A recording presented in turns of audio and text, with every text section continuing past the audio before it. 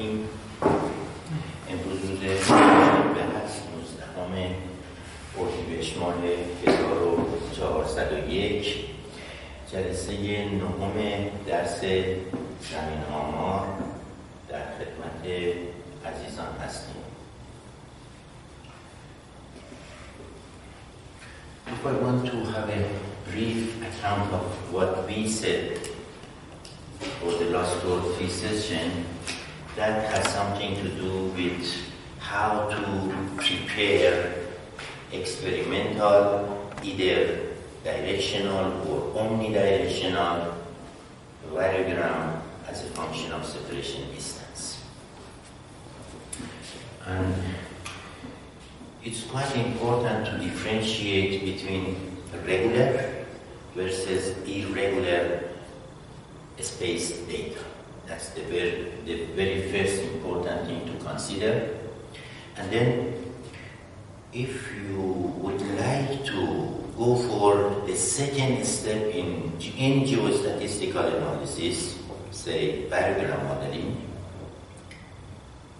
at first you have to decide whether your data are vector-based or raster-based. That's the first item that you need to consider.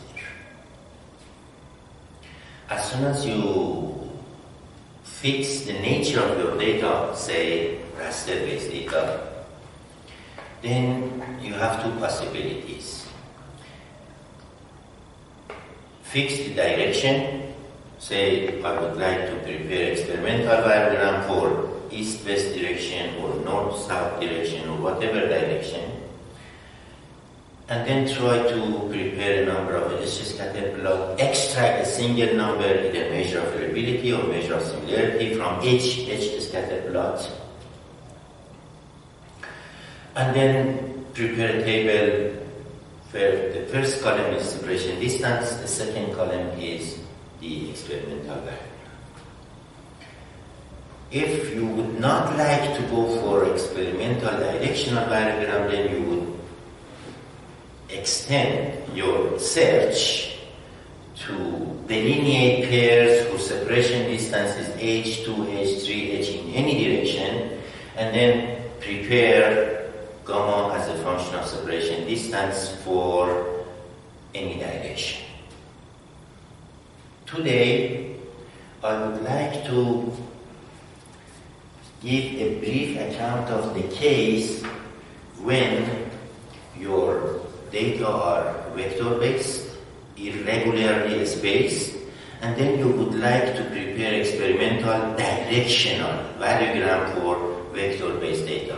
I prepared this, I extracted this from GS library, manual, and then converted to PDF, share it with you through your email, this page. Let me raise the question.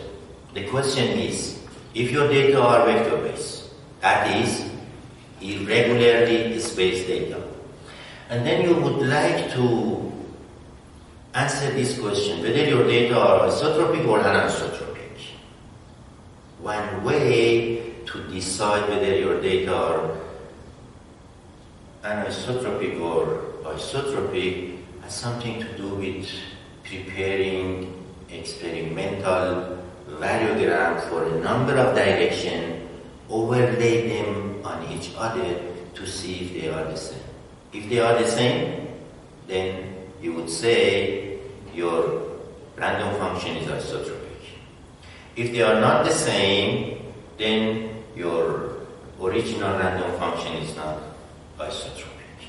And I will allocate 2 or 3 sessions touching on anisotropic phenomena, how to treat anisotropy in geostatistics toward the end of the course.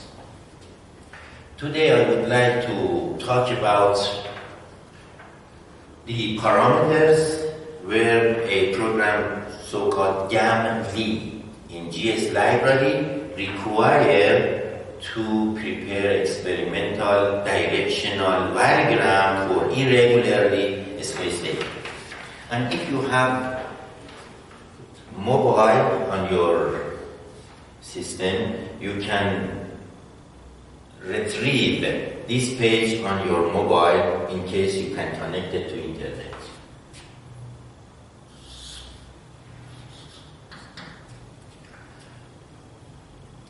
Perhaps it might help to tell you what is given and what we are looking for. It's because it's quite important to have the general problem statement. Given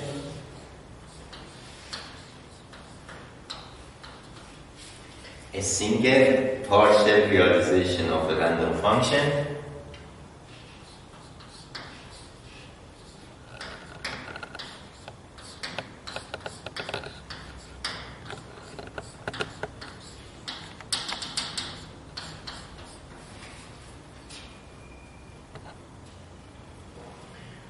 that is what we are given. And then we would like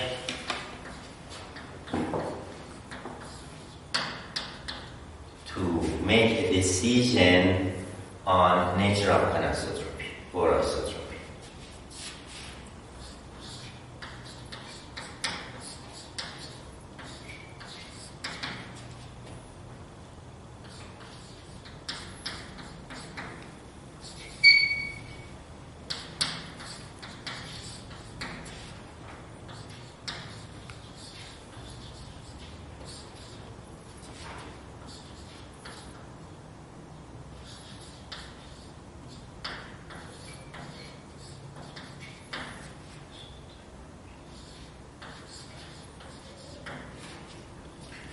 You are given a single partial realization of a random function, then we would like to make a decision on nature of anisotropy.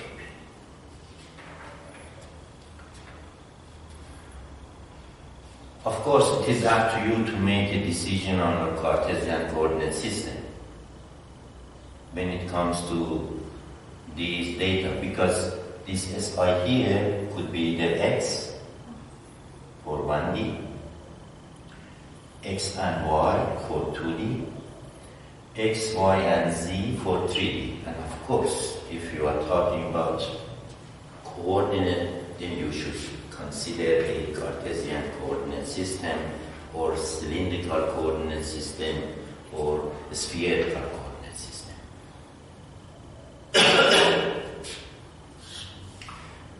It is preferred to select your Cartesian coordinate system so that none of your points has negative either X or Y coordinates. It should be in the first quadrant. It is up to you to make that decision. This is your X1 corresponding to X, and this is your X2 corresponding to Y. And if it is 3D, then you have a third direction, and then you have a 4D problem. And then the parameters that you need to consider, you have a bunch of data on these first quadrants. And then you would like to prepare directional variogram, assuming that your data are irregular, vector-based. There is no organization in monitoring the study area. The very first item that you have to consider is the azimuth. The central direction where you would like to prepare directional variogram. Azimuth is the angle created between the direction of interest and north. And that is what you need to incorporate into GS library.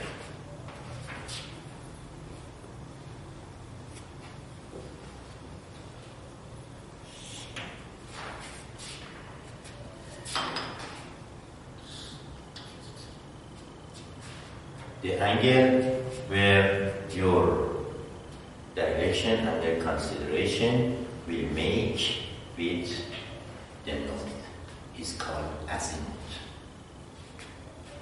In GS library, this is denoted by ANG. There is a program so-called YAMV, customized to do the calculation of experimental directional omnidirectional variogram. And then you have to consider a region around this line and limit your delineation of data pairs allocated to this region. And the region is considered to be like this.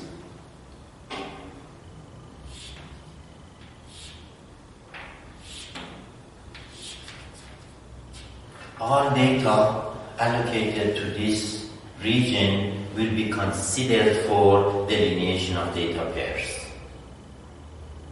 As soon as you limit yourself to these data for preparing directional variogram in this direction, then the situation is going to be the same. You have to delineate the maximum separation distance. You have to limit your discretization of distance into 2/3 of this maximum separation distance.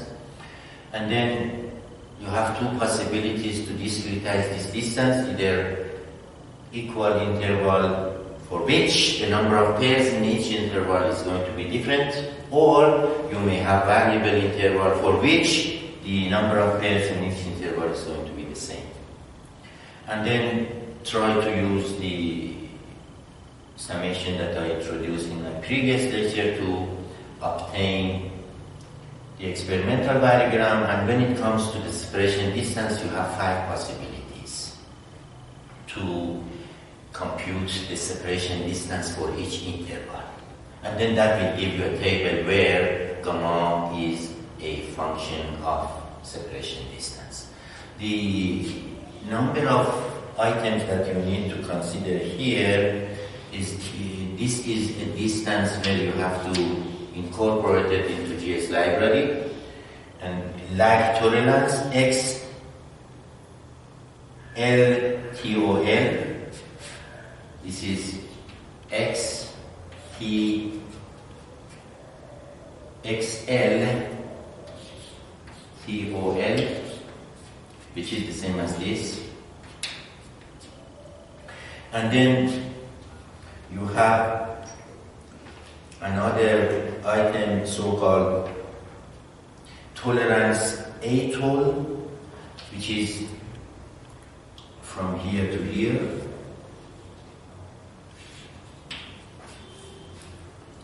And it is denoted by ATOL. It is equal to 22.5, or it can be given by you. This distance here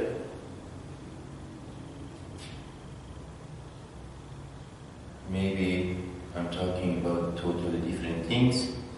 Bandwidth speed, excuse me, this is not related to this.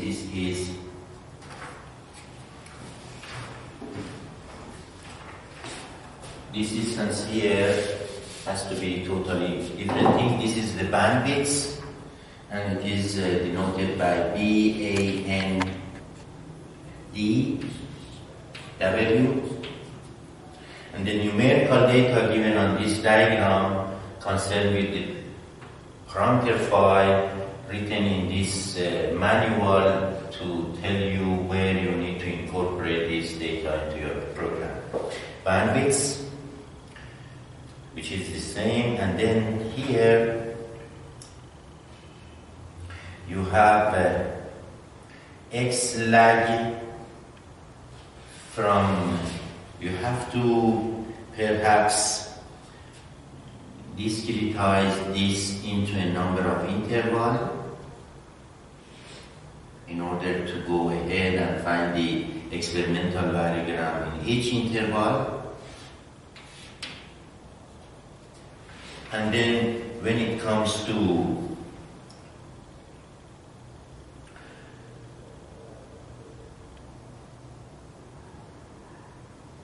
the first distance here from 0 original of coordinate system up to, say, half of this distance, from here to here is called X lag,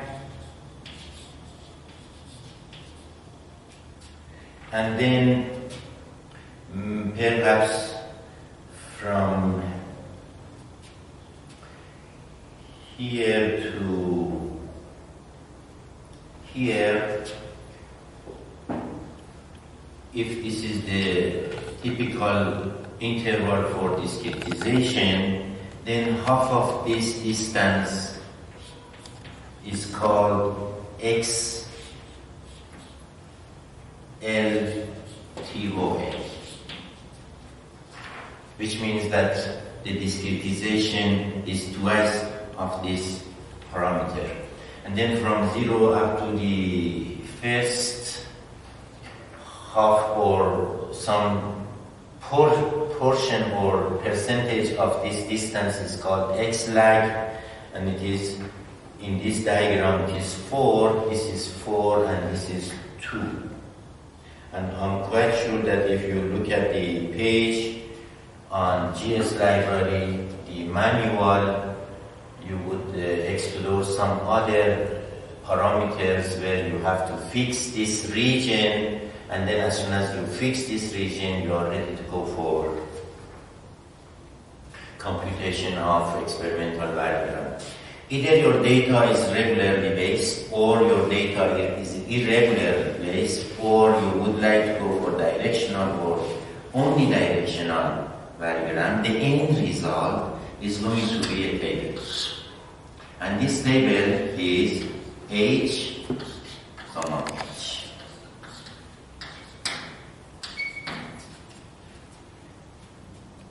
The end result is going to be this table. In my previous lecture, I brought an example of a PhD student where after 6 months he referred to me saying, Mr. Abedini, I am getting negative variance. What should I do? And I asked him whether he did consider fitting a theoretical variogram to his experimental variogram or not, and he all of a sudden said, no, I did work with this table instead of working with theoretical variogram. Now, the question is, if you are given this table, this is experimental variogram. Experimental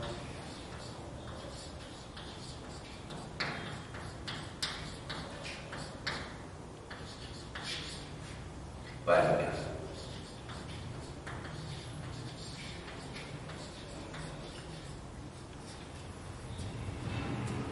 Either directional or omnidirectional. At first you have to consider these data to be corrupted by noise. And you know why these data are corrupted by noise. Because you have 5 possibilities for this. And this column is highly connected to your decision on nature of discretization, directional, omnidirectional variogram, and so on, because of the nature of these data on these 2 columns, where they are highly corrupted by noise. If you want to go for estimation using this table, sooner or later you are going to get negative variance. And negative variance in geostatistics is a total disaster. Raw variance cannot be negative. At most, variance is 0. Where the variance is 0? When your data are the same. When every data has the same numerical value, then the variance of these data is 0. If there are variability in your data, then variance is going to increase. The more your data are variable, the higher the variance is going to be. Therefore, you have to consider fitting a closed form function to these columns.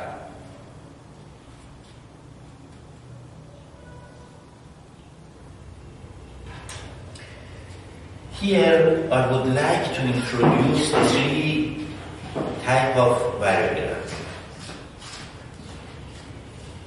The very first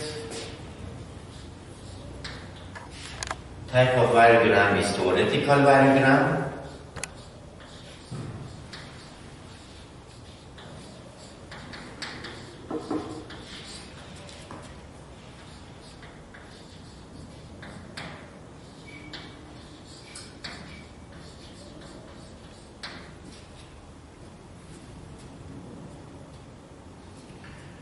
Then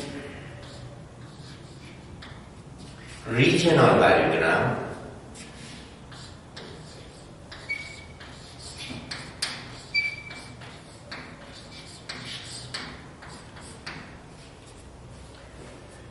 Then experimental variogram.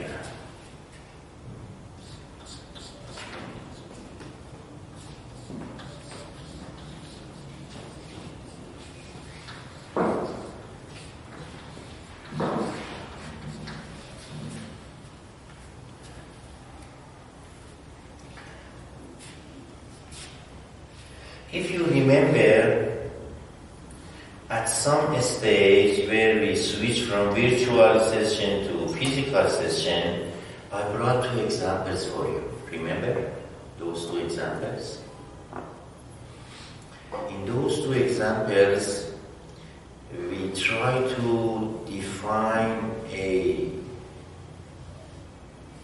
closed form function for your random function. The first example has something to do with having a random variable wi, and this random variable could take either +1 or -1, and then we connect a random function to this random variable through y at n equal to the summation I from 0 to n wi. In that case, you realize that if you are given the random function, then we can easily compute theoretical value.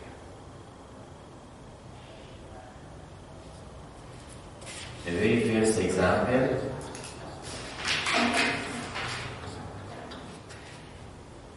y sub n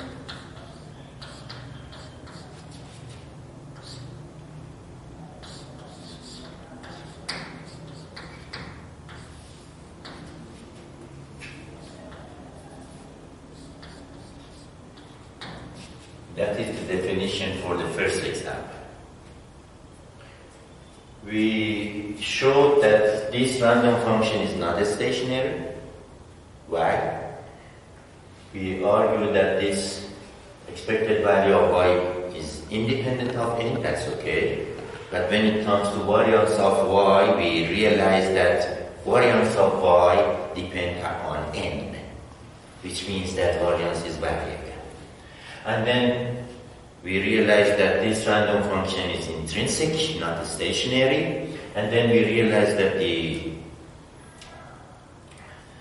variogram corresponding to this random function gamma as a function of k is equal to 1/2 times k. This k is considered to be separation lag.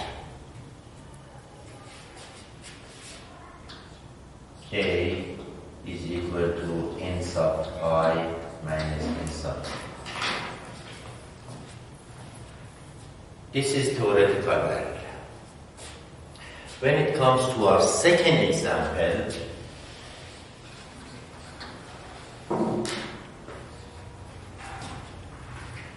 the closed form function for our theoretical random function was x equal to sine of 2 pi x plus w. If you denote this by lowercase letter, then this has to be in lowercase letter as well.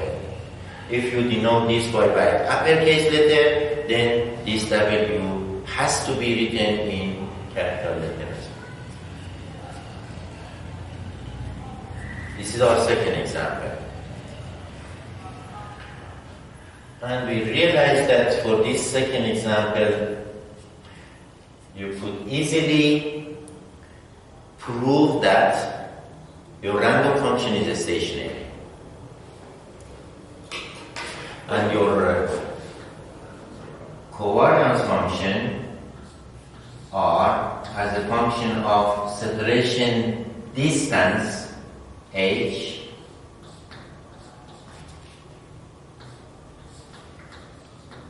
if you remember is,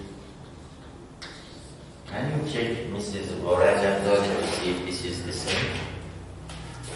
R sub h is equal to 1 over 2 cosine of separation distance.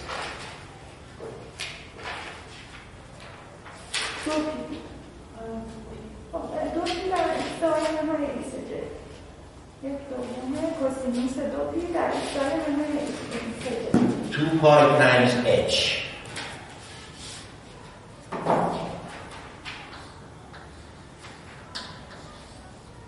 Again, this h here is equal to xi minus xj.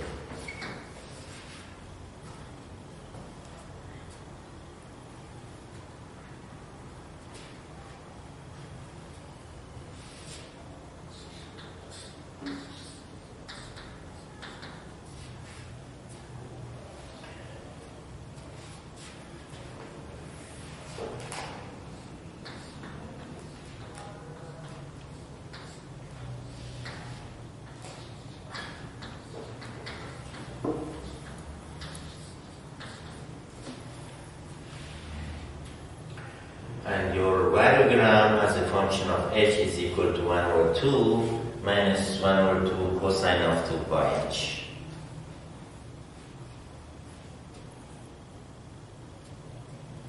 Which is, if you remember, we argued that cosine of 2 pi h can be written as either 2 times cosine to the power of 2 pi h minus 1 or 1 minus 2 times sine of pi h. If you use this relationship, sine of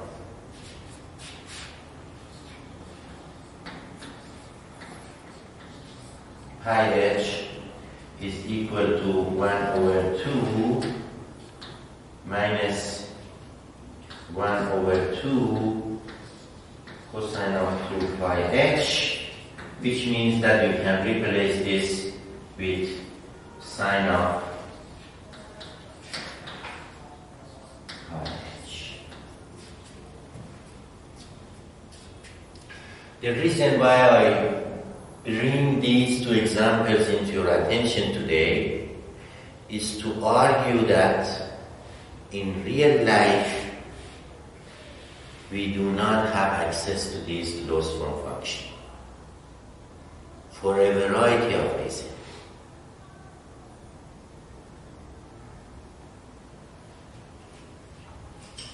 If you want to defend this argument regarding why you could not delineate your closed form function for random function, that has something to do with nature of randomness. Here we argue that this W is uniformly distributed between 0 and 2 pi. How could it be possible to delineate the nature of randomness when you are given a single partial realization of your random function? You have only one number at each point. Here you could generate infinite number of realizations for your random function. All you need to do is to press a button on your pocket calculator, convert it to a uniform number between 0 and 2 pi, plug it here, and that will give you a realization. Repeat this process for another uniformly random number between 0 and 1, convert it to 0 to 2 pi, plug it here, you are going to get a new realization for your random function. But in real life, you have only one single realization. Therefore, in real life, we do not have access to theoretical covariance function or variogram function. Time is limited, money is limited, labor is limited. If you look at these three types of variogram here, and you would like to define it in your own term, theoretical variogram could be delineated if you do have access to your random function, closed form function for your random function. But since you do not have access to your random function in closed form, then you do not have access to theoretical variogram. What do we mean by regional variogram? If you have a chance to monitor every point in a space, which means time is not limited, money is not limited, labor is not limited, then you could delineate regional variogram having data at each point in space.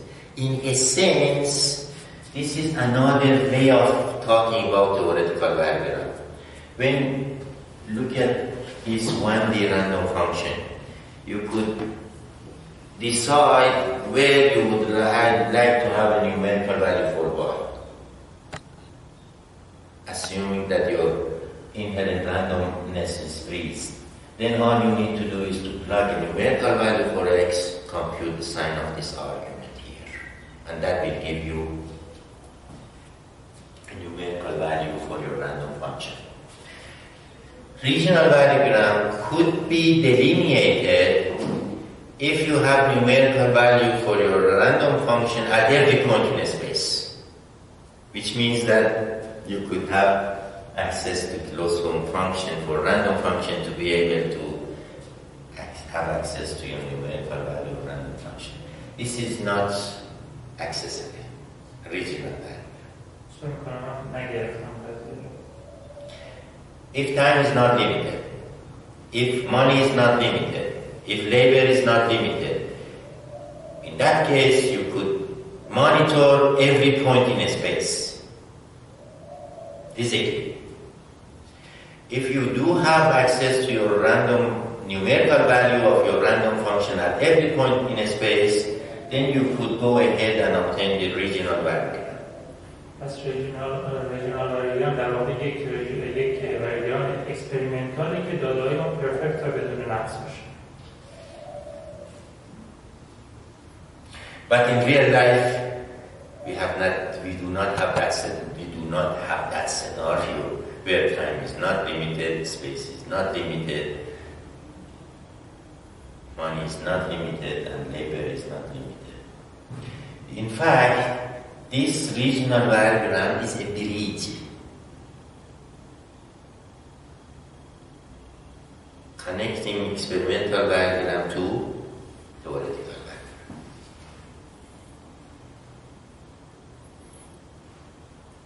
It is not accessible. And this one is accessible only when your random function is given in closed form. In real life, you could delineate experimental variogram, where we talked about this in our 2 previous lectures. And that is the table associated with experimental variogram.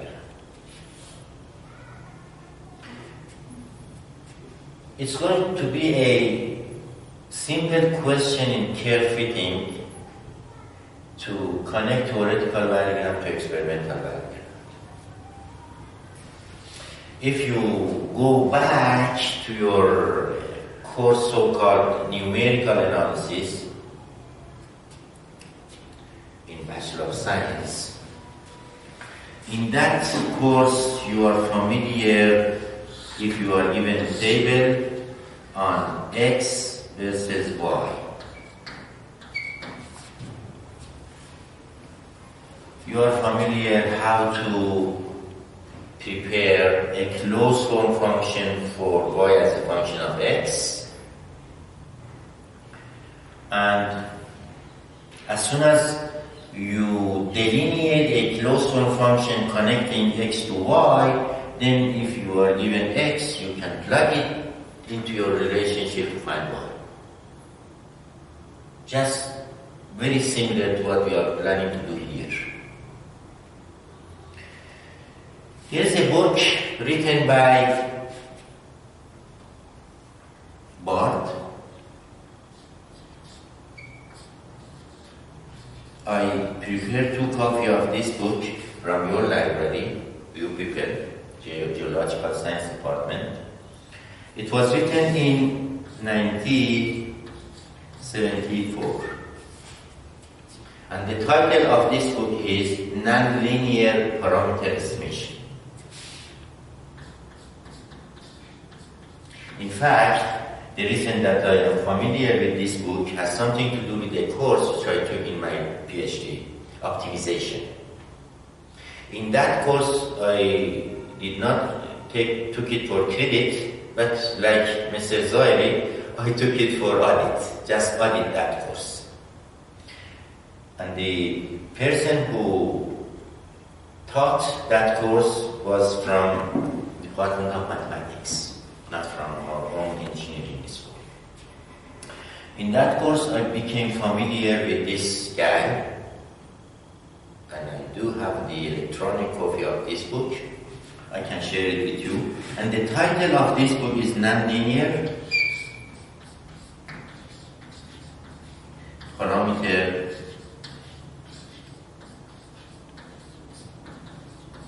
Estimation.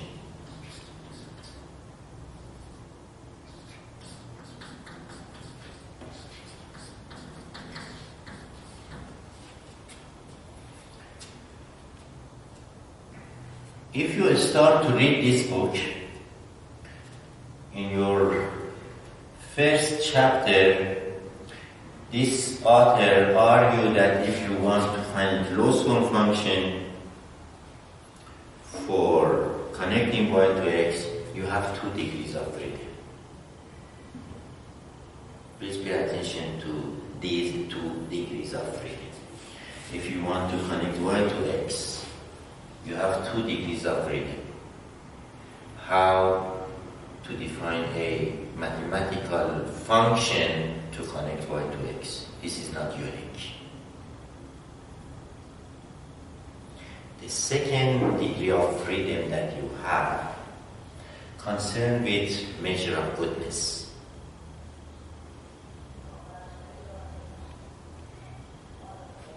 If that is your x-axis, that is your y-axis,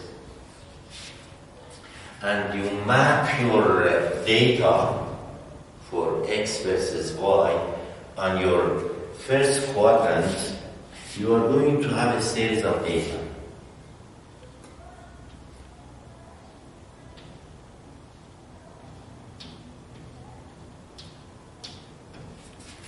These are your data points. Please pay attention. When I'm talking about y versus x, that means I'm talking about gamma versus h. They are the same. But you are more familiar with y versus x as opposed to gamma versus h. 2 degrees of freedom. How could it be possible to choose a mathematical formula to connect y to x? That is the first degree of freedom. There's a program so-called Easy Fit.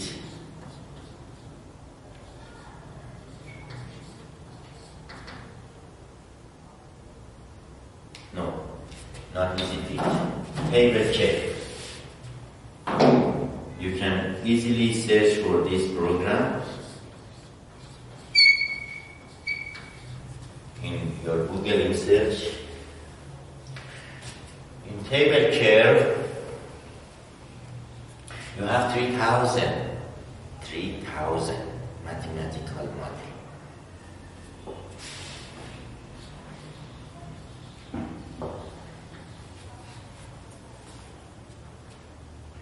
If you introduce your data to table care, it will search among these 3,000 mathematical models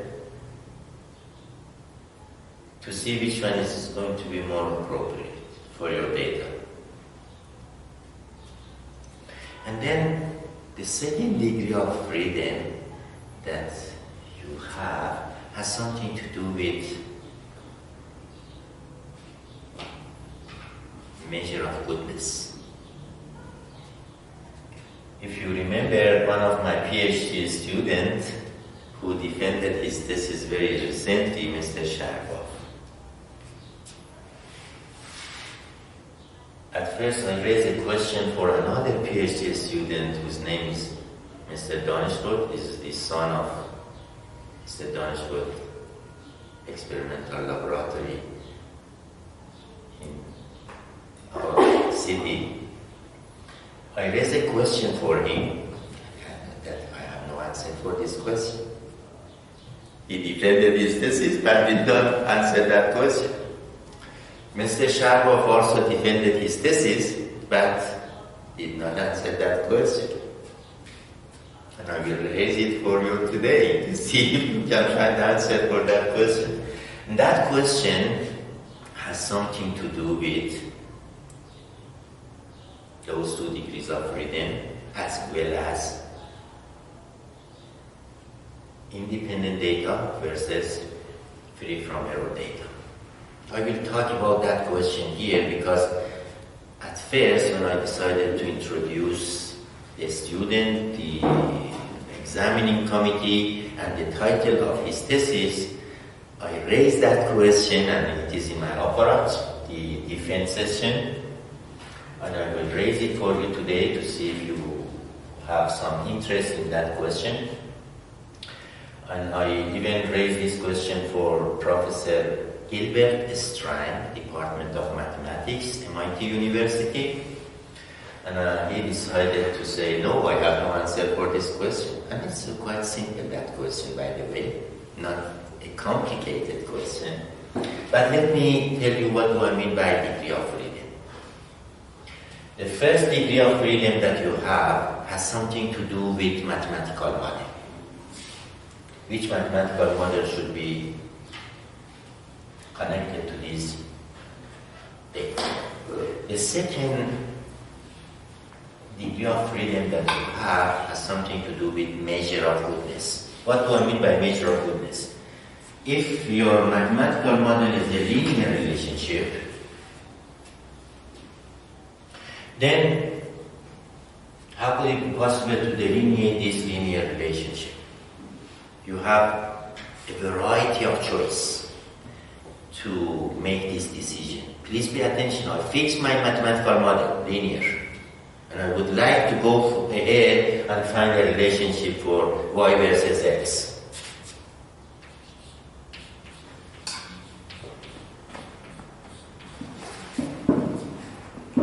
As simple as this. I would like to obtain A and B given a table for y versus x. I fix the mathematical model and I would like to address what do I mean by measure of goodness. If you want to decide on measure of goodness, you have to make a decision on these 3 scenarios. The first scenario is to say x is not corrupted by noise, but only y is corrupted by noise. In that case, what you need to do is to obtain these distances, square them,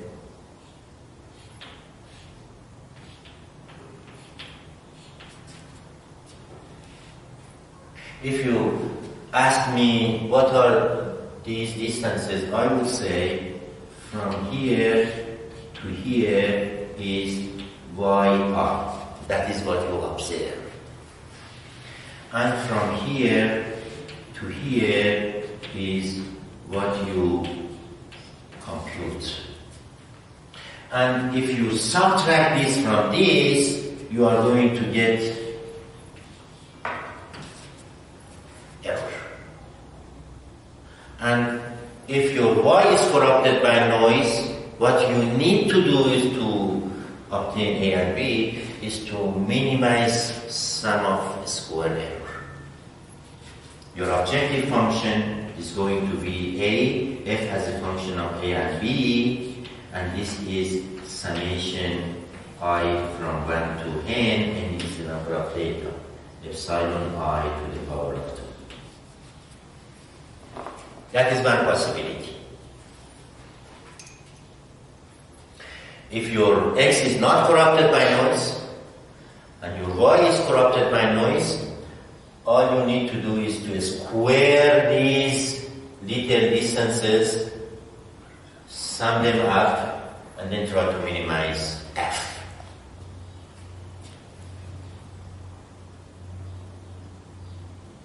By the way, I was wondering whether you are familiar with this or not. These are from Bachelor of Science, not even Master of Science. Yes or no? Are you familiar? Yes? Definitely? Good. یه چیزی شما رزیجوال میشه در واقع تفاوت These are residual, yes. These are residual. Now, what if X is corrupted by noise, but Y is not corrupted by noise?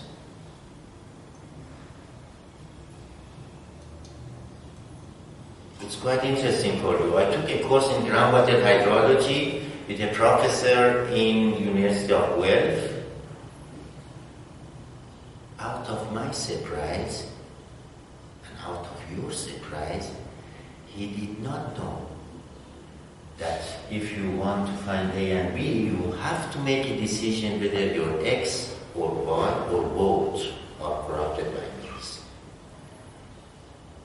And even he did not know that if Y is corrupted by noise but X is not corrupted by noise, is the same as the case when Y is not corrupted by noise but X is corrupted. He thought for both cases you are going to get the same A and B. Definitely wrong. If X is corrupted by noise but Y is not corrupted by noise, what you need to do is to find these distances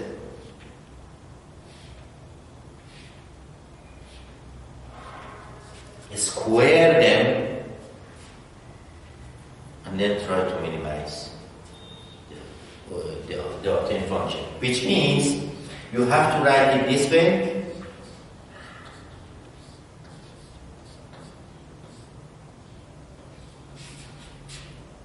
And then define an objective function g as a function of c and d to be equal to summation I from 1 to n, and in order not to confuse it with epsilon, let me call this eta. These are eta.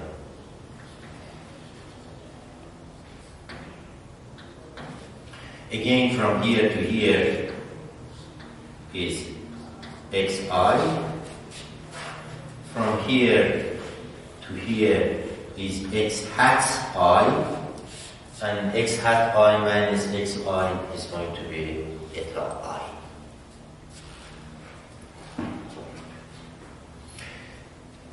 It's quite interesting for you to acknowledge the fact that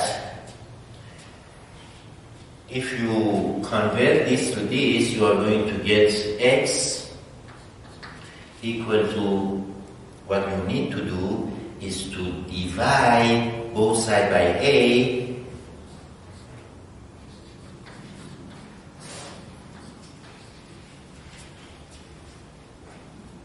I just bring this on the other side, divide both sides by A. You are going to get the same C equal to A1 over A and B equal to minus B over A only if, please pay attention, only if your data points are located on the line itself. FRC شما اگر چنانچه برید این مسئله رو حل کنید یا برید این مسئله رو حل بکنید رابطه بین C مساوی 1 روی A و D مساوی منهای B روی A درسته به شرطی که تمام نقاط روی خط باشد. اگر چنانچه نقاط روی خط نباشند C با 1 روی A برابر نیست و D روی منهای B روی A برابر نیست. The third goodness of fit criteria is to assume that both X and Y are corrupted by noise, which is the case here. Both your X and gamma is are corrupted by noise. But please answer this question. If you manage to delineate a single paper, please pay attention. If you manage to delineate a single paper in literature to assume that both H and gamma are corrupted by noise. In conventional literature that you and me have access to, assume that H is not corrupted by noise and only gamma is corrupted by noise.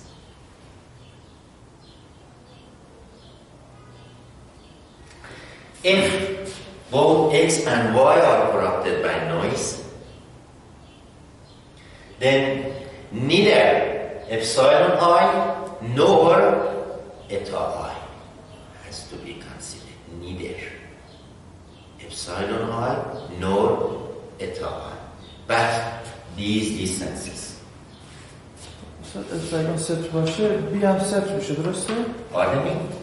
اگر اپسایلون صفر باشه بی هم صفر میشه اینجا اگر اتا صفر بشه در واقع دی صفر میشه درسته؟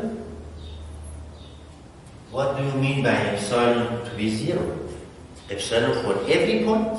آره every point همین نقاط هستن Which means that the data are located on a line? آره دیگه بی صفر میشه درسته؟ No.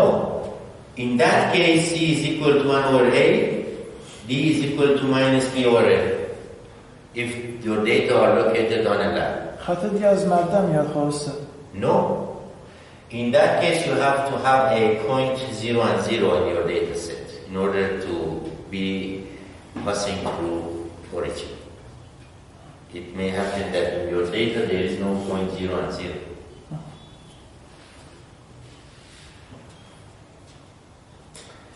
I wish I offered a course on linear and nonlinear regression analysis for a semester. Not for a single session, but for a semester to talk about these things. Because it is quite important. Every student in every discipline, one way or another, needs to know this.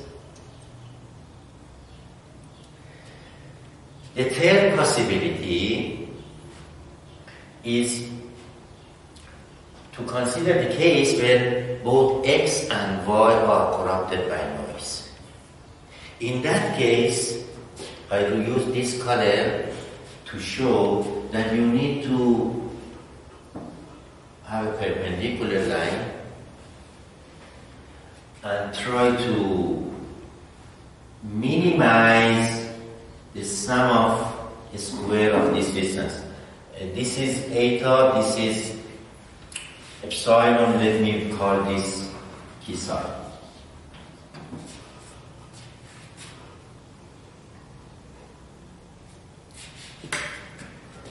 If both X and Y are corrupted by noise, then this is FGH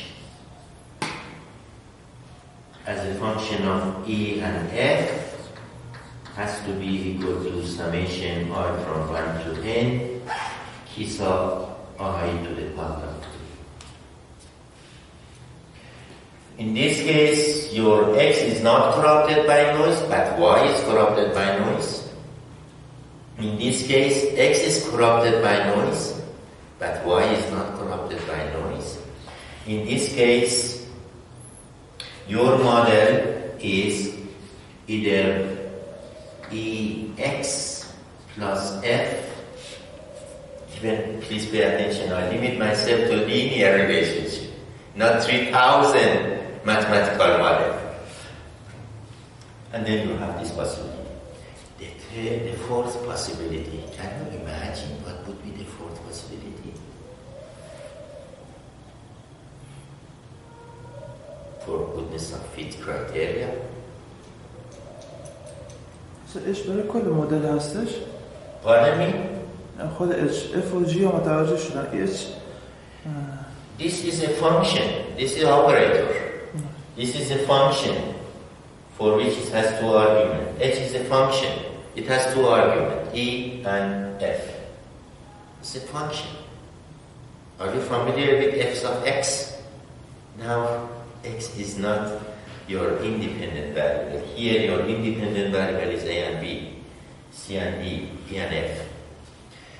The fourth goodness of fit criteria is considered to be Chebyshev criteria, where you will try to delineate maximum departure, and again you have three possibilities for that maximum departure. Maximum departure for epsilon I, or maximum departure for eta I, or maximum departure for psi I. I try to minimize this maximum departure. In literature, it is called minimax problem.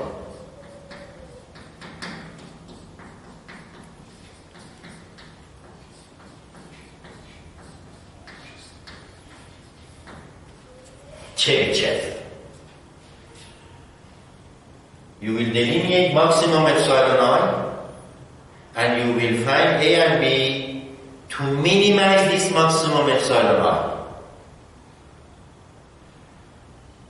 You will delineate maximum eta I, and you will minimize maximum eta I. You will delineate maximum psi I, and then you will minimize maximum psi I to obtain either A and B, C and D, E and F, and so on. This is called Chebyshev criteria.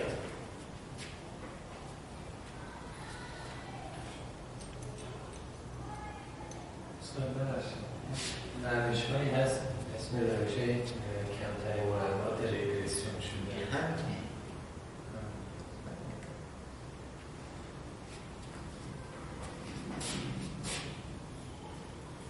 OLS, ordinary least square. Least square. In least stand for minimizing. F square implies that some of these epsilon are negative and some of them are positive. Please pay attention. If you define your epsilon to be y hat I minus yi, then according to this definition, for these data which are below the line, epsilon is positive. For data above the line, epsilon is negative. Therefore, you have to square them in order to get rid of the negative sign.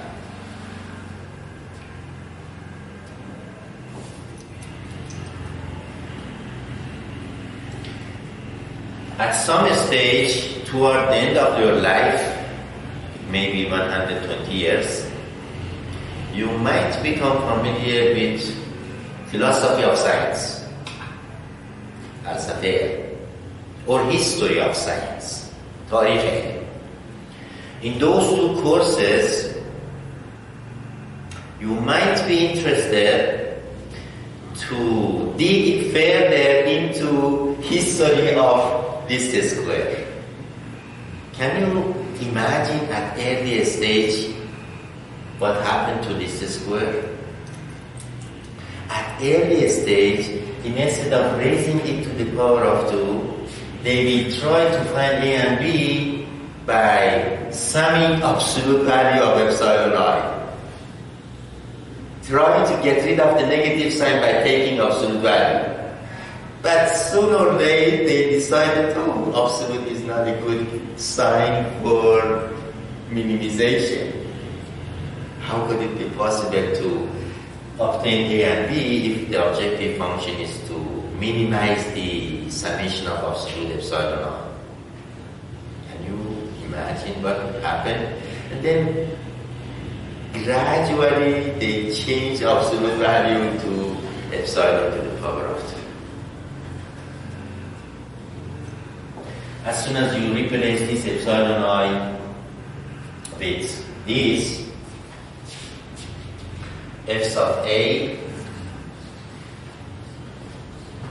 is going to be summation I from 1 to n, and then you have to put y hat I minus yi to the power of 2. It really doesn't matter whether you put y sub y minus y hat I or vice versa, because as soon as you raise it to the power of 2, the minus sign will cancel out.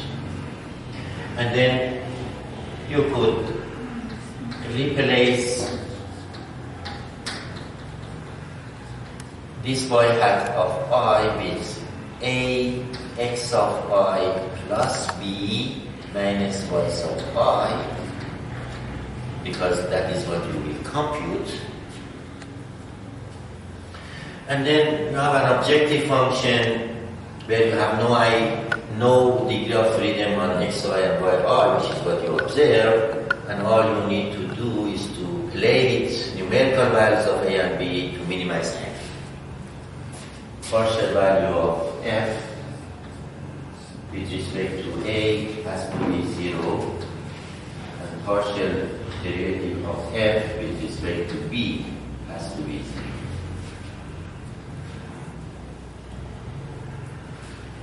And that will give you, look at and see how I'm going to take partial derivative of f with respect to A.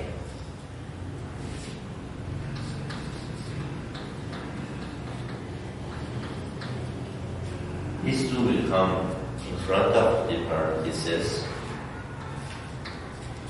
and then I have to take partial derivative of this with respect to A, which is going to be x sub I. And then I have to multiply it by the same parentheses with 1 power less.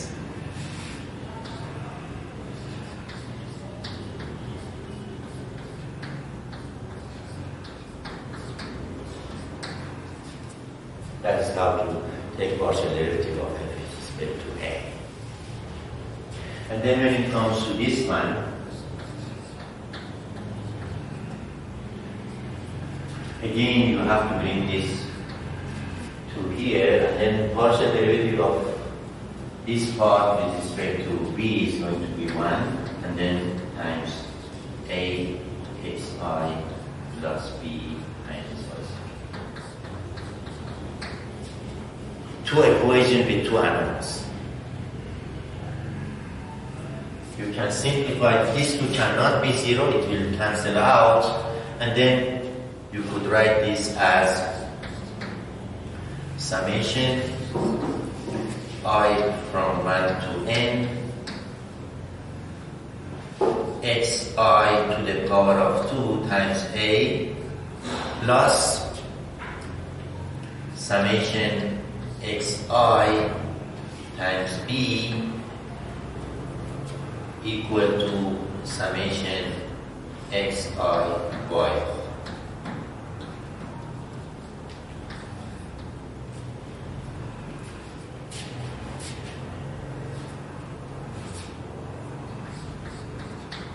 And when it comes to this one, xi times a plus n times b equal to,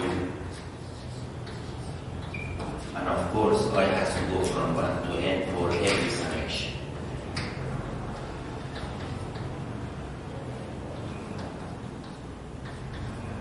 Two equations with two answers.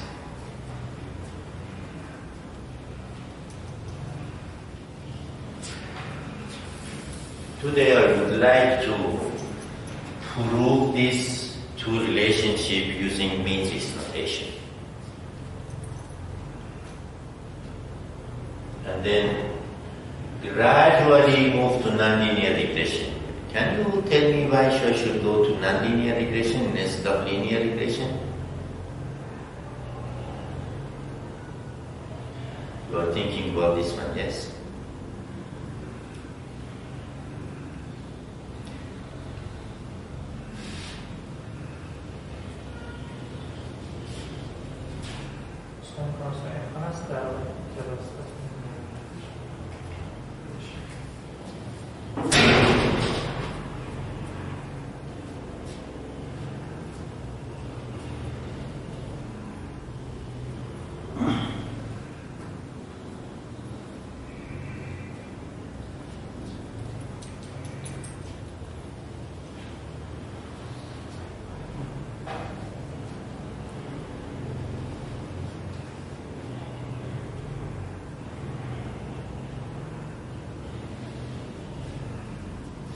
The mathematical relationship is this, then you have to use the same procedure to write down two equations with two unknowns for C and D and solve the linear system of simultaneous equation.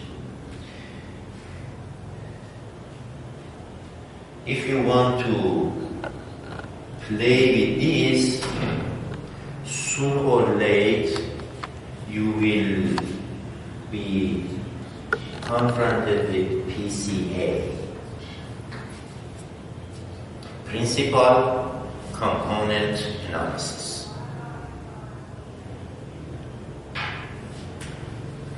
When your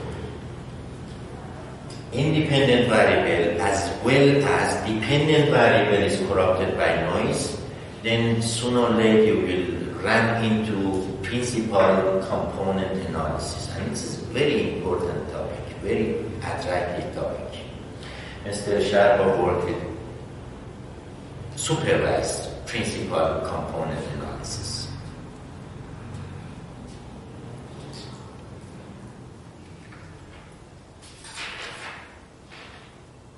But if you want to avoid working with principal component analysis, what you need to do is to obtain these psi in terms of A and B, and then try to follow the same procedure that you have for either F or G and obtain E and F when X and Y is corrupted by noise. Now, I would like to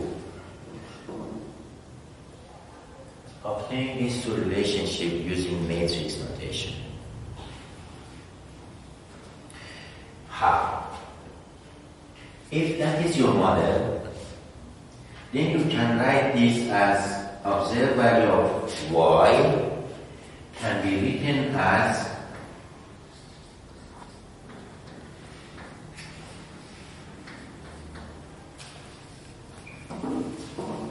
that is how to relate computed value with observed value.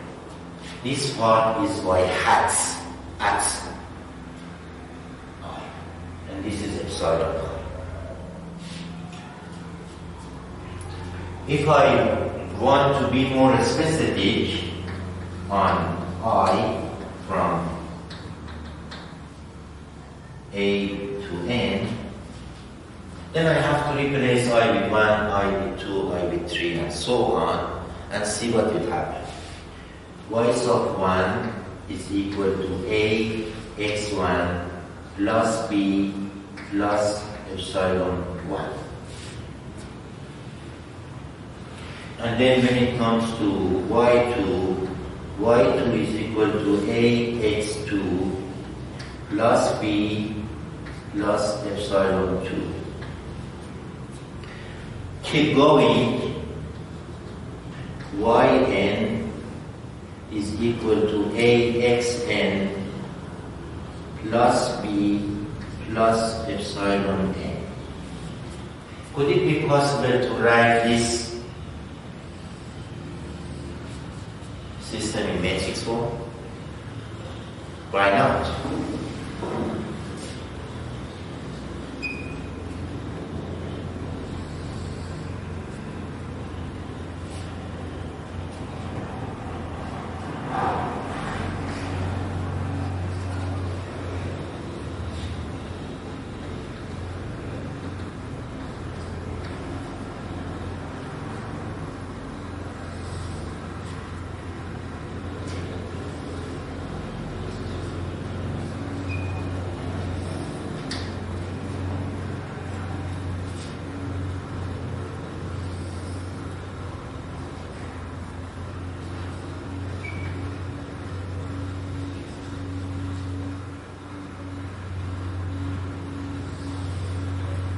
And I have to add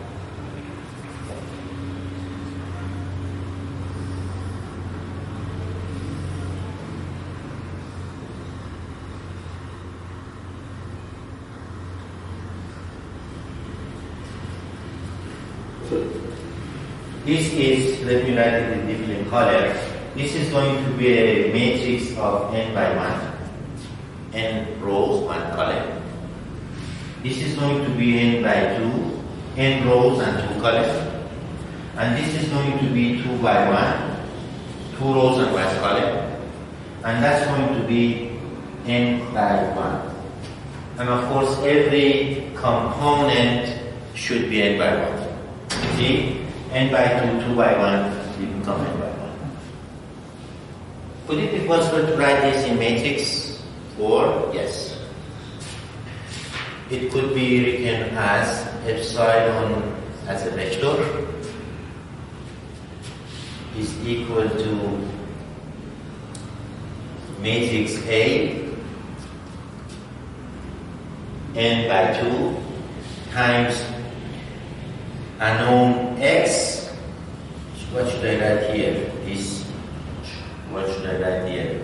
This vector can be denoted by S, for which we are looking for this S. And that is plus equal to vector 1. That is how to represent this system. Vector epsilon plus A times S equal to 1. Therefore, epsilon will become y minus AS.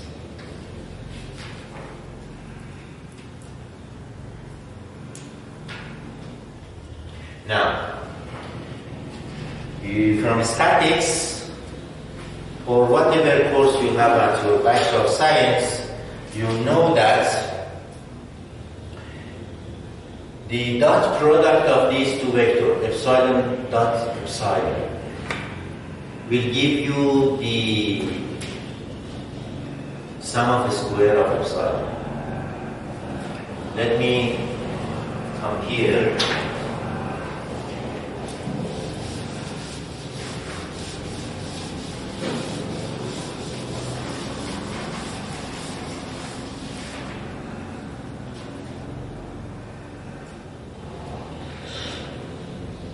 Epsilon dot epsilon, dot product of two vectors, is equal to epsilon transpose epsilon.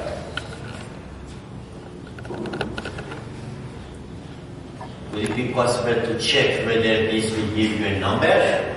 Why not? This epsilon is n by 1, n row 1 column. This is 1 by n.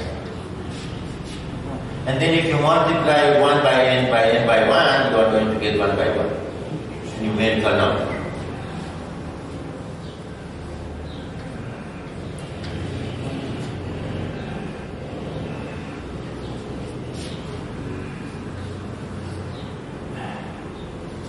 What is the new value of epsilon transpose? This is epsilon, and then you have to put y minus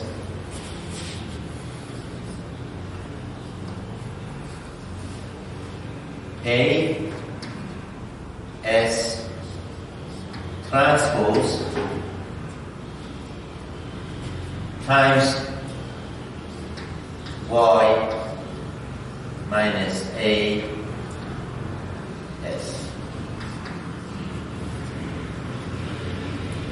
And then you are going to have y transpose, and when it comes to A times S, it will become S transpose A.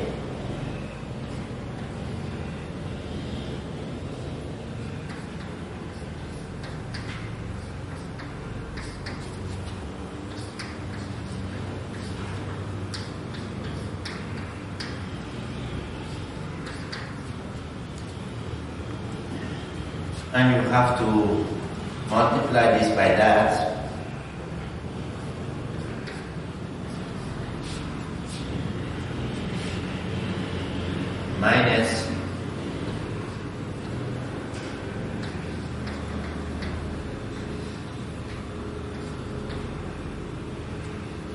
Minus S transpose A transpose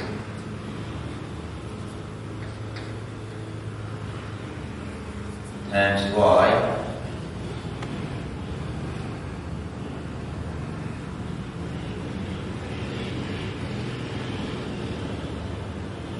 then when it comes to this one, it will become plus S transpose A transpose A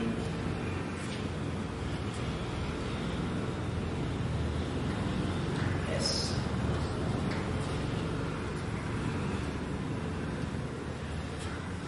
These two terms are the same. Why?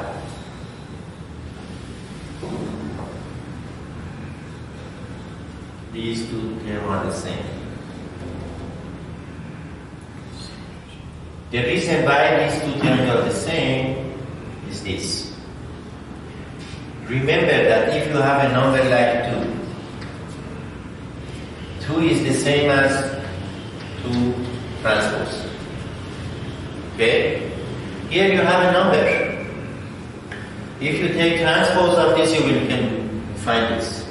Because transpose of this becomes transpose A transpose Y. Therefore, these two are the same. You can either write 2 times this or 2 times this. Therefore, epsilon to the power of 2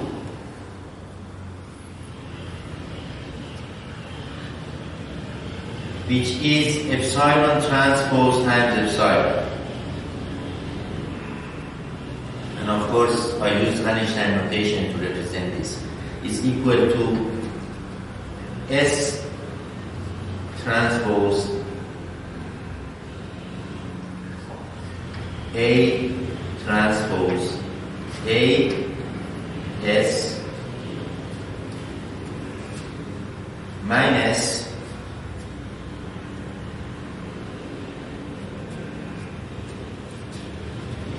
two times S transpose A, or better to say Y transpose A S plus y transpose y. And that's going to be your objective function, f as a function of s. This s is basically A and B. This vector, if you remember, I call this vector to be A and B. And then I introduce a book, so-called bar. In your first appendix of this book, you will become familiar with matrix algebra. How to take partial derivative of this f with respect to vector s.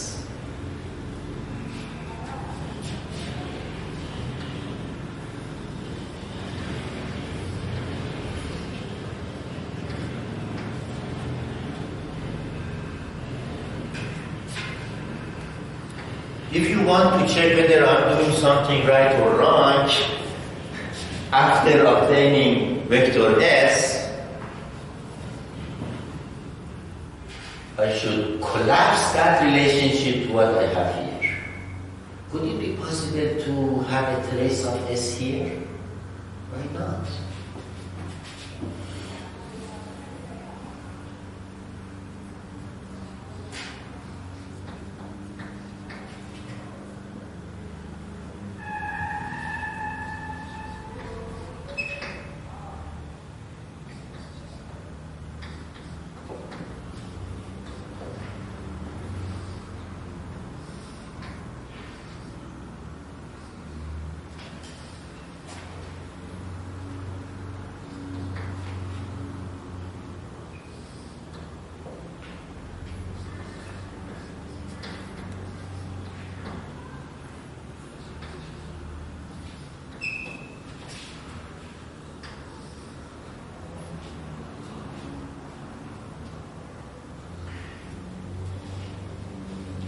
But we'll show you that this matrix here is A transpose A.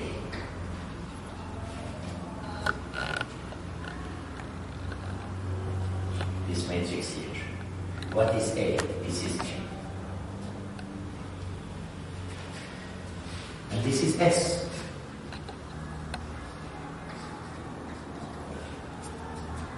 And when it comes to this one,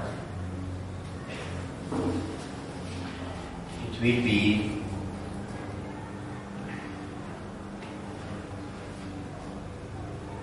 by the way, this matrix here is n by n.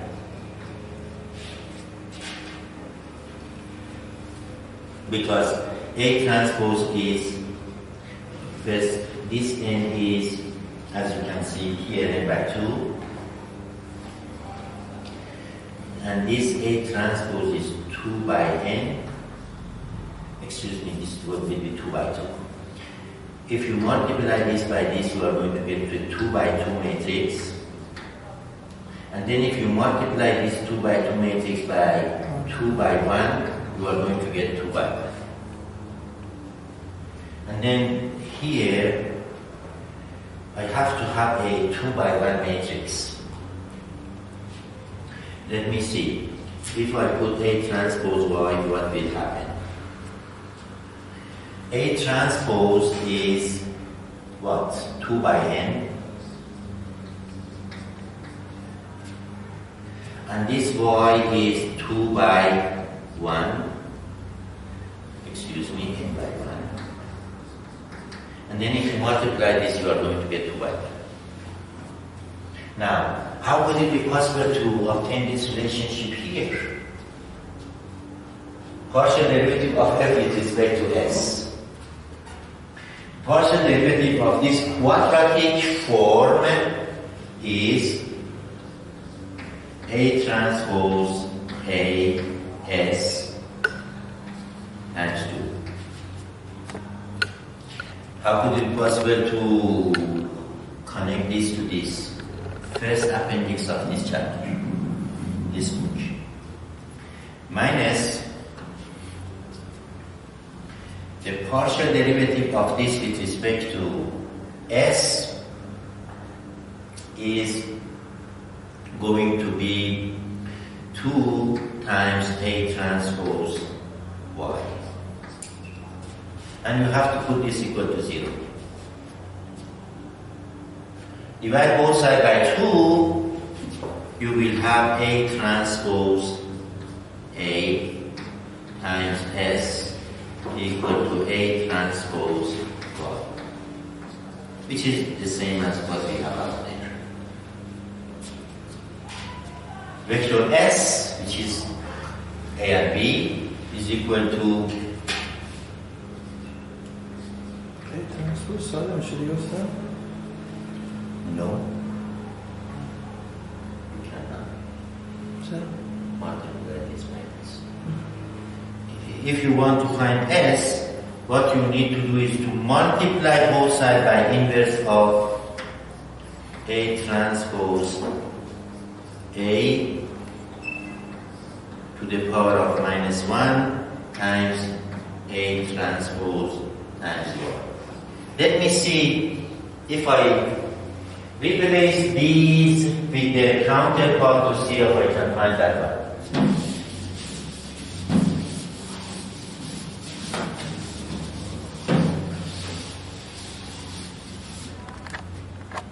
What would be the value of A transpose?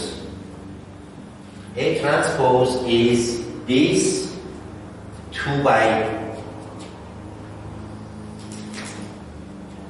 I have to have x1, x2, up to xn, and then 1, 1, up to 1. This is A transpose. Okay? And then I have A.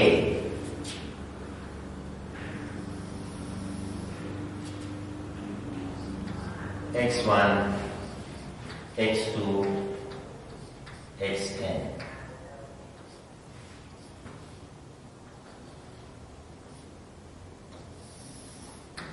This is A transpose times A.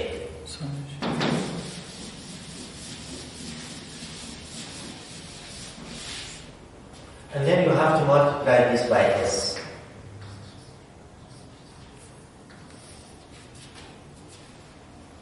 And you have to make it equal to A transpose x1, x2, xn, 1, 1, 1 by y1, y2, yn. Let me see if it is okay. 2 by n, n by 1. Okay? Yes.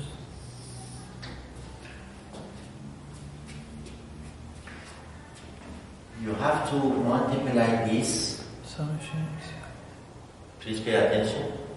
You have to multiply this row by this column to obtain the first entry of a 2 by 2 matrix.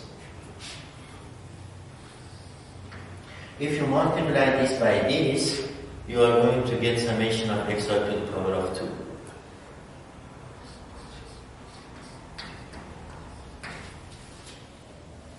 If you multiply this by this, you are going to get summation of x bar.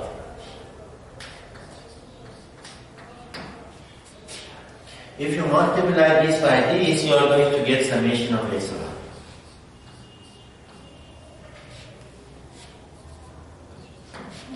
If you multiply this by this, n.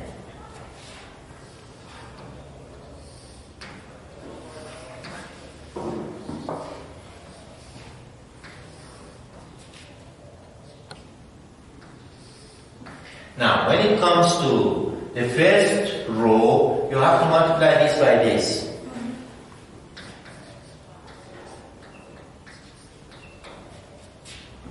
And then when it comes to this row times this, you are going to get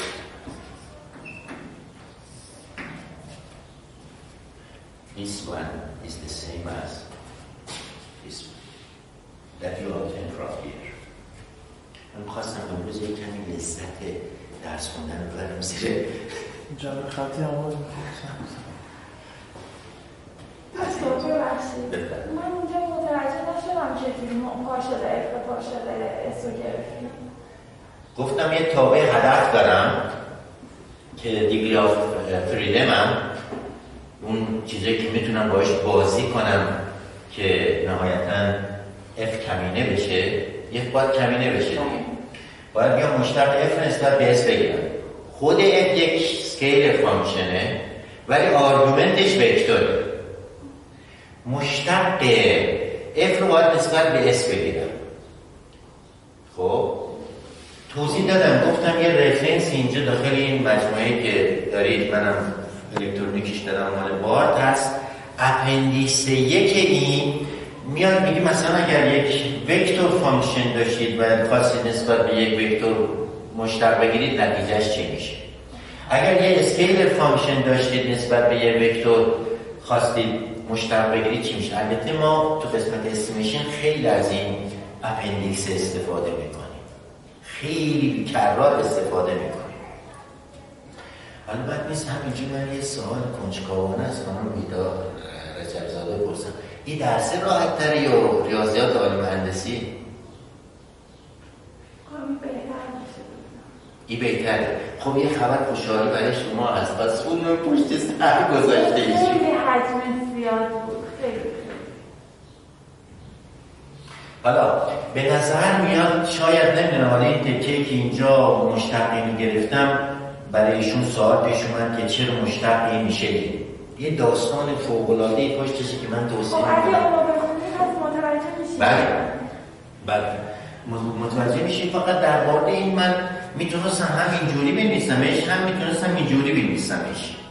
S ترانسپوز A ترانسپوز Y.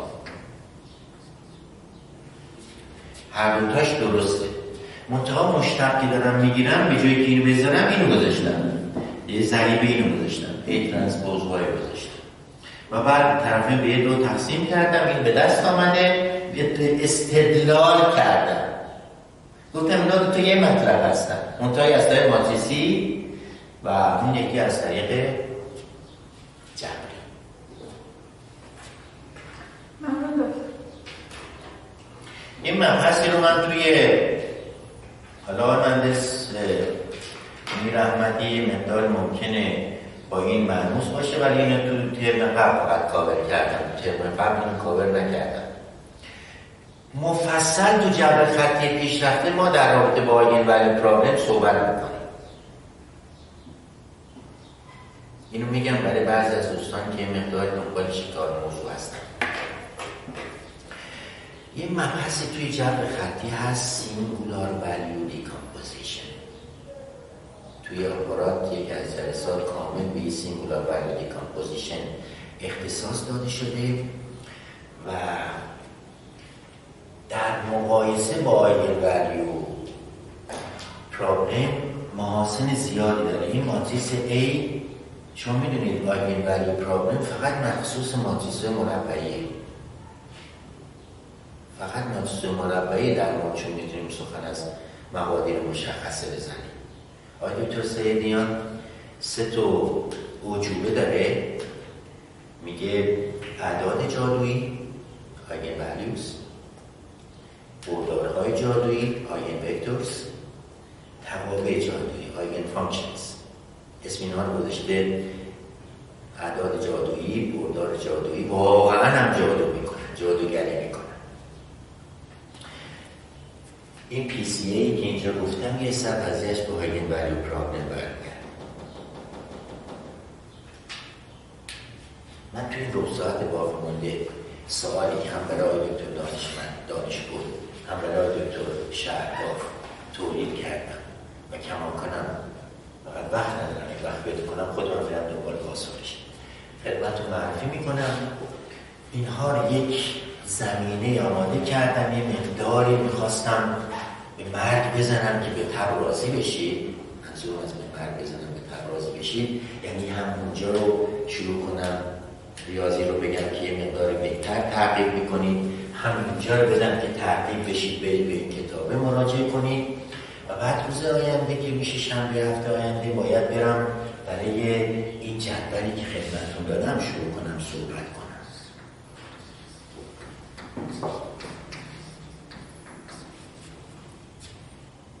بگم حال چجوری به این من یه تابه فیت کنم. متاسفانه این به اصطلاح داکیومنتی که خدمتتون دادیم، یه بار دیگه این داکیومنت رو نگاه کنید، پریپریشن پنجشنبه حتما این داکیومنت رو ببینید. این داکیومنتی که خدمتتون دادم عنوانش هستش variogram.pdf که آمدن تو صفحات مختلفش variogram رو مختلف رو دادن. مثلا برای همون صفحه اولش که گوسیان variogram هست، تئوریتیکال گوسیان variogram هستش یک ضریبی به اسم سیگما 2 در یک منهای اکسپوننت منهای h2 به l2.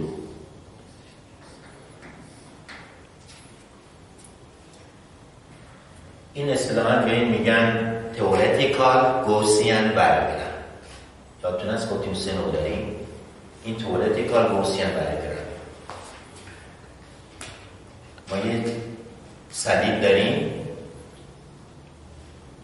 میخوام به این فیتش کنم. میشه یه خطی کنیم؟ نه، این غیر خطیه. حالا خانم مهندس زاری میگه آقای خب بدینیم این چرا غیر خطیه؟ از چه دیدگاه غیر خطی؟ استاتیستیکال یا نگرش سیستمی؟ چی بود نگرش سیستمی؟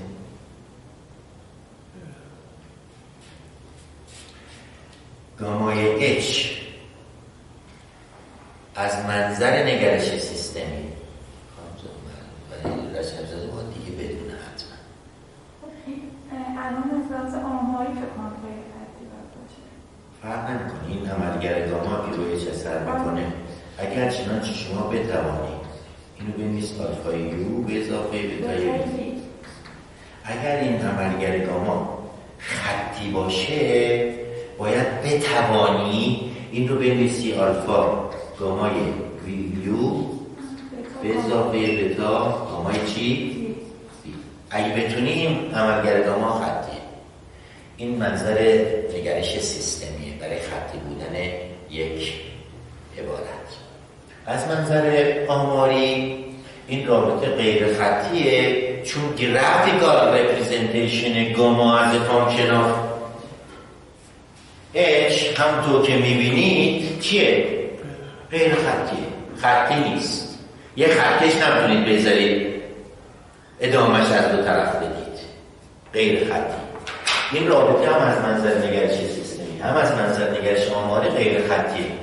خب اگه غیر خطی بود، اگر ما خواستیم اینو به این فیت بکنیم، این داده ها رو به این فیت بکنیم، دیگه این چیزی مثل این نمیتونیم عمل بکنیم. نمیتونیم بگیم که شروع میکنیم از این مشتق میگیریم نسبت. میدونیم پارامتر A و B ما چی هستن اینجا. به یه رنگ دیگری دورش خط بکشم بگم که پارامتر A و B اون چیه. این پارامتر A مون هست، این هم پارامتر B مون هست.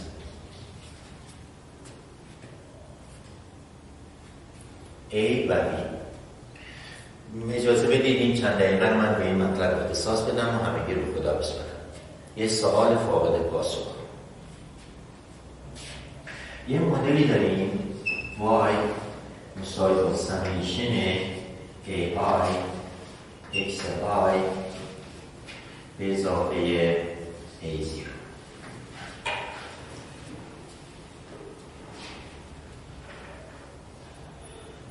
آیا مزید داریم؟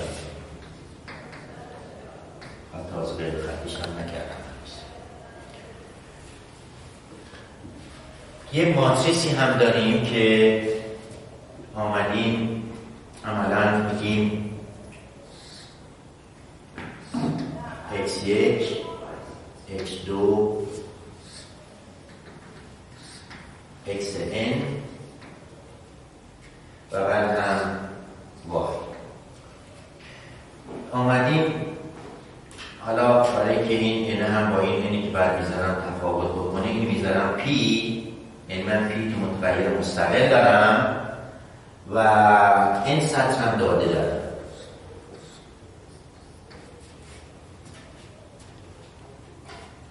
رفتم یه پدیده‌ای دارم که اون پدیده به انت متغیر مستقل وابسته است. رابطه بین ایندیپندنت واریبل و دیپندنت واریبل هم خطیه.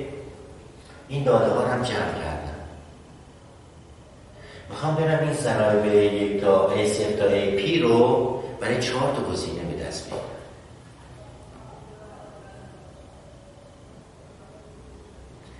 ضرایب A0 تا AP رو برای 4 تا گزینه به دست بیارم. این 4 تا گزینه چجوری تولید میشه که بعد ببینیم خودشون چیا میشن. دو تا کانسپت رو باید با هم ترکیب بکنم که 4 تا گزینه تولید بشه و شما الان دیگه باید متخصص شده باشید تو ترکیب کردن این کانسپت ها برای تولید گزینه. اولین این هست که این ضرب x آی ها x1 x2 x3 x آیا مستقل از همن یا با هم هستن؟ پس بنابراین dependent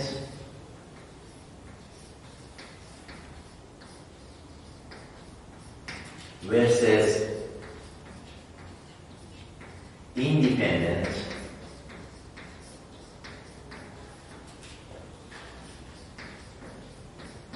x آیا x1 x2 x3 تا xp مستقل از همن یا با هم هستن؟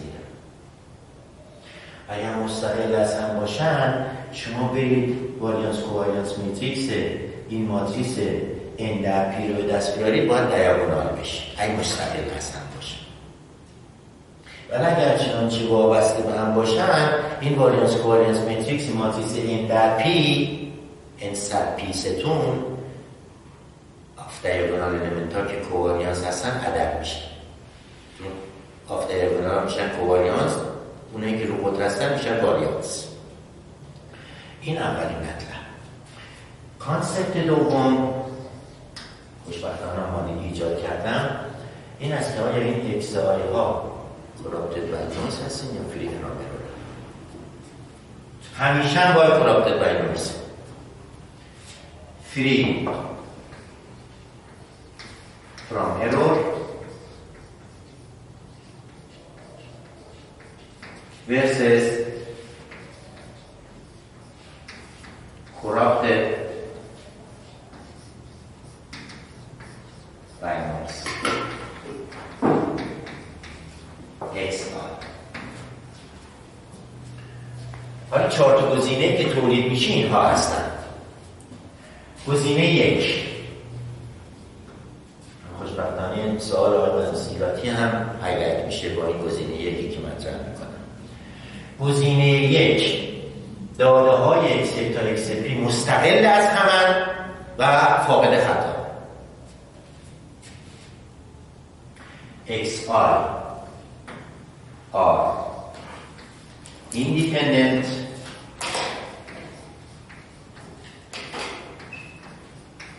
and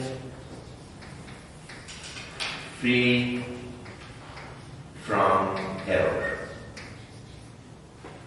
آقای مهندس دیلیاتی این گزینه همون OLS. این گزینه که x آیا مستقل از هم باشن و به خطا هم معرض نباشن OLS.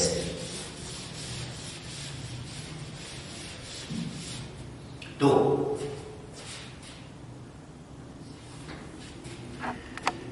x آی are independent and corrupted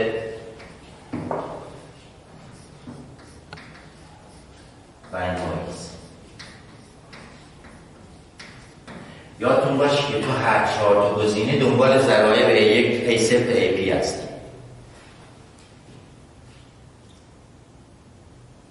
چون شما نزدیک دیپارتمنت آمارم هستید اصلاح برید پیشیشون یه همچه مسئله داریم چیکار کنیم؟ 3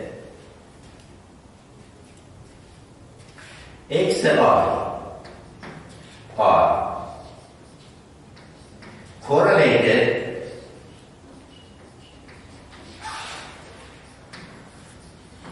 and free from it.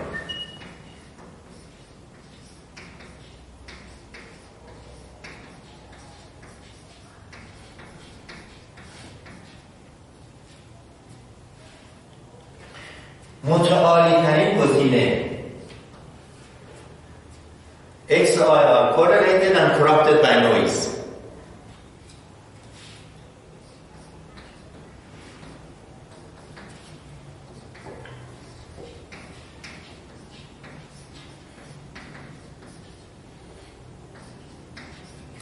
یا تازه شروع هستا بعداً سوال دیگری هم مطرح میشه. بذارید بدونید سوال دیگر رو. فعلا رابطه بین y و x خطیه. اگه غیر خطی بود چی؟ اگه ایمپلیسیت بود چی؟ اگر چنانچه به جایی که جبری باشه ودی بود چی؟ اگه پیدی بود چی؟ خدا رحمون بکن. خیلی ممنون دستتون فرق نکنه. حالا سایه تو راه که داری میگه هم تو راه میگه اصلا